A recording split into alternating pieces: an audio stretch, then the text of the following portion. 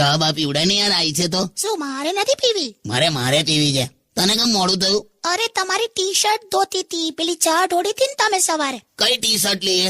Shirt હતું લે. હું ટી શર્ટ કયું ધોઈ આવી તું? હા એટલે શર્ટ ની જ વાત કરું છું, પણ ચા ઢોળાઈ હતી ને એટલે મેં એનું નામ ટી શર્ટ એવું પાડી દીધું, ટી શર્ટ.